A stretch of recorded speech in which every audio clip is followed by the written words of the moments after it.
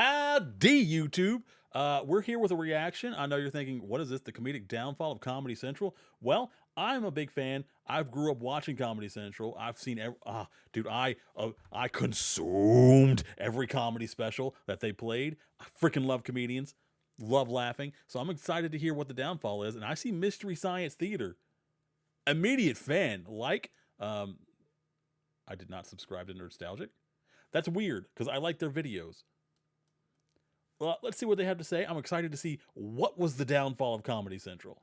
Well, Joel, I can't understand why everybody's so upset about losing their heads. What's so bad about that? I've seen Servo's head on the workbench lots of times. Yeah, it's off with the pop top. Throughout the 90s, early aughts, and even into the mid 2000s, laughter reigned supreme on Comedy Central.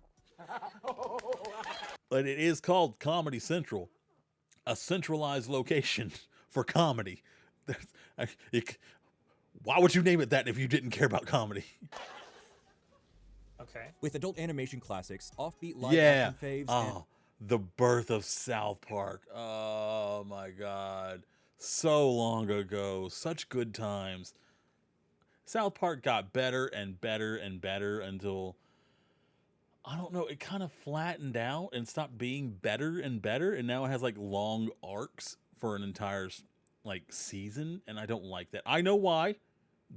I understand why, but I don't care for it. and truly outrageous stand-up specials, it was ground zero for all things comedy. But then, the channel's status as the go-to spot for original humor came Tosh.0! Freaking love that show, man. I watch that show multiple times a year. It is so good. It's like a really good turn your brain off type of show. You just pop it on in the background. It doesn't really matter what you do. Oh, so freaking good. to a grinding halt. Without an original hit or buzzworthy show in quite some time, many are left wondering, whatever happened to Comedy Central? Is Wayne Brady gonna have to choke a Because Comedy Central produced a number of TV staples like South Park, Chappelle The Daily Show, and Reno 911, it's easy to forget just how off the wall these shows really are. The core programming for the channel is often based on material that smashes television standards. Although The Man Show and Drunk History had the sleek sheen of a professional program, I think I've seen one episode of Drunk History. It was funny, and I never watched another one. I'm not sure why. I honestly couldn't tell you. you really think about it, these concepts and results are downright insane. Back before Comedy Central was Comedy Central, the network was actually two different channels. The Comedy Channel, owned by HBO parent company Time Life, originally helmed by former HBO analyst Art Bell. The Comedy Channel bore little resemblance to the programming we came to know and love. Bizarre sports recaps, middling late-night talk shows, and sketchy low-budget originals. One particularly lazy offering, a clip show called Short Attention Span Theater, had a vast and unexpected influence on TV programs to come. Despite the Comedy Channel's weak programming in the early days, Art Bell did have the foresight to acquire a show that would bring in his channel's first hardcore group of fans, Mystery Science Theater 3000. A low-budget Yeah! Freaking love this show. I watched it all the time. I didn't care how boring or awful the movie was. They made it worth it. one-of-a-kind comedy show featuring a ragtag cast of talking robots and a dry-humored spaceman. The show was perhaps the first sign of comedy's future on TV. Oh, good one. Okay, there you go. What? All right, Got it? yeah. Okay, well, that's the end of the experiment, you guys. Hope you're happy. Arriving on April Fool's Day of 1990, Ha!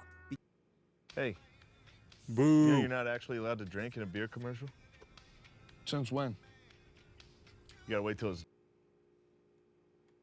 No, began don't care. airing Comedy. as a standalone Comedy. comedy channel. Backed by the MTV Networks group, the Ha channel did little to catch anyone's attention. Meanwhile, over at the Comedy Channel, things were only getting stranger. Created by Mystery Science Theater 3000 founder and star Joel Hodgson, I don't know if this is an insult or a compliment, but he looks like he created Mystery Science Theater 3000.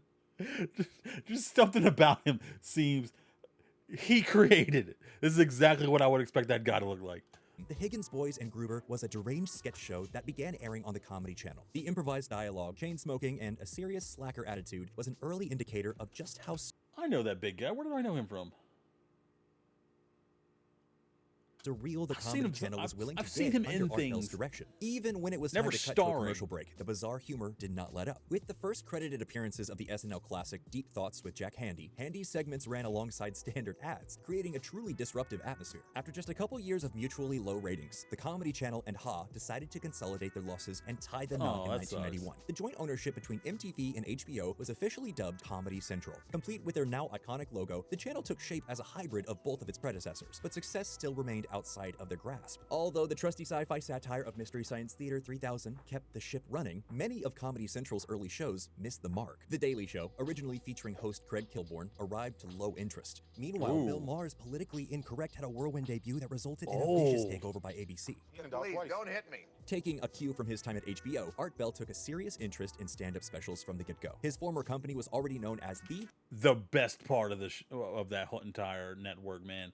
So many stand-up specials. Channel for both burgeoning and superstar comedians, but Comedy Central established itself as a place that put the spotlight on total unknowns. With specials and regular features, comedians from all walks of life got their first taste of exposure through shows like Women Aloud and Out There. It was not until 1997 that an adult-oriented cartoon brought Comedy Central to the masses. South Park came out the gate with a bang. Within a year of South Park's first episode, the channel's viewership exploded. Originally a less popular addition to it was pricey such a cable cultural packages, phenomenon. South Park's word-of-mouth spread and subscribers began requesting Comedy Central en masse. And by 1998, the channel was available to over half of the cable consumers in America. Backed by a legitimate national sensation, Comedy Central perhaps realized their wheels-off approach to humor had led them straight to the bank. Did you hear that, dude? We still get $3,000. Can you guess? And for a long time, that mindset served them well. Not forgetting their stand-up special roots, Comedy Central Presents became the new hub for Oh, Comedy Central Presents is, oh my God. Every time, every episode, even if it was a rerun, I freaking watched it. I would if there was like a box set of Comedy Central Presents, I would buy that immediately and rewatch every single episode. Because almost every single comedian I like now came from here as to where I first saw them. And there's so many comedians, I don't even remember the name of. It's the only time I saw them, but they were so freaking funny. I still remember their jokes to this day.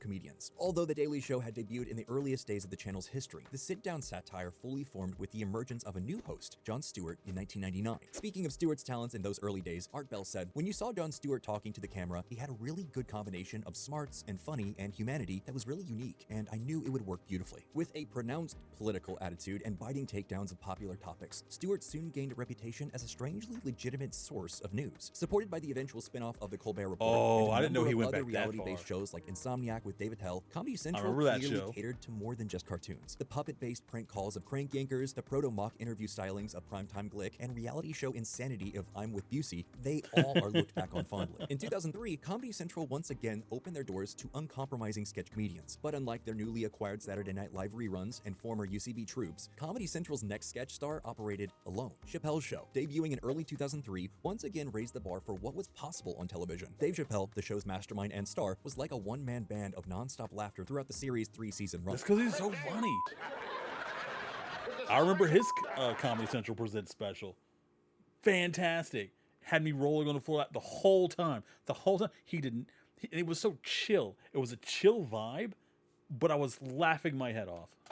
For literal decades, it seemed as though nothing could stop Comedy Central from dominating the market for televised humor. Even as obscene animation competitors like Adult Swim entered the fray, South Park continued to prevail. And when basic cable sitcoms began ditching their laugh tracks for more surrealist avenues, Comedy Central seemed to always have a more extreme and hilarious answer, like Workaholics and Broad City. Instead of falling back on Chappelle Show reruns, the channel greenlit sketch comedy classics such as The Sarah Silverman Program and Key and Peele. Now, last week, Steve Key used and his Peele's transformation gold. machine to turn Carl into a car and drive him around the Monaco Grand Prix.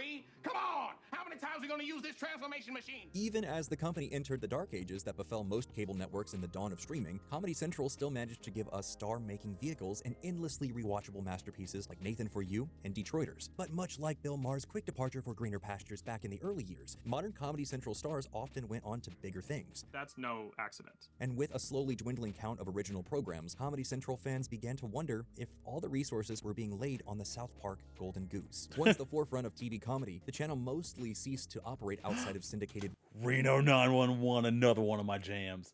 This show is also comedy gold. Like they're absurd with it, but it works for them. It works for their characters. I have every episode on DVD. reruns, and a handful of staples. Comedy Central is down to its last remaining relics. Even its stalwart South Park no longer resides purely on Comedy Central. Presented without ads on Comedy Central's parent company streamer Paramount Plus, the channel has become a shell of its former self. Now known for hosting reruns of Tosh.0 and one-time rival The Office, the dissolution of Comedy Central The only as two a shows outlet you for need, humor really. has left a massive hole in cable programming. While certainly not the only example of how streaming has harmed the entertainment industry as a whole, Do what it says. Play something. Comedy Central's quick death is perhaps the most glaring. For those who remember the glory days of Secret Stash or a weekly original premiere, Comedy Central was as good as TV ever got. That's it for this week's episode. Do you miss the days of commercial-clogged cable TV? Honestly, I would love to see like an Comedy Central hour-long thing classic? about Let us the know in the history comments, and of as Comedy always, Central.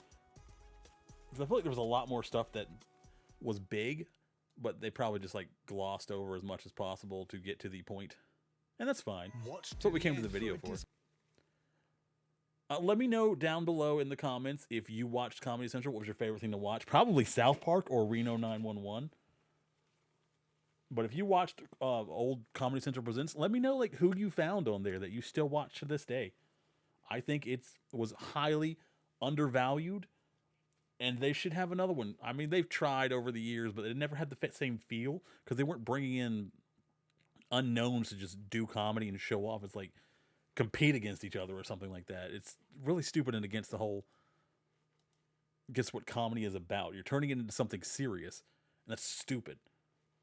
But I hope you had fun reliving the glory days of comedy. It was truly fantastic back in the day. Hopefully you saw something that made you smile because you forgot about it, maybe. I don't know. As long as you smiled. That's what Comedy Central was all about. Take care of yourself. Take care of somebody else. And before you leave the bathroom in the morning, first thing in the morning, don't leave the bathroom without staring in the mirror and making yourself laugh. It really helps to start the day with a good laugh, and no one's going to know what to do to make you laugh better than you. That started doing that because Steve Martin said that he used to do that. He never left the bathroom in the morning without making himself laughing in the mirror. Every single morning. So I started doing that, and it really helped my mood, and it puts me in a positive mindset to start the day. So if you have trouble in the morning, drink a bottle of water, because a lot of what you feel that's wrong with you is because you're dehydrated, and then go to the bathroom, and don't leave until you make yourself laugh. Have fun, stay safe. Remember to laugh.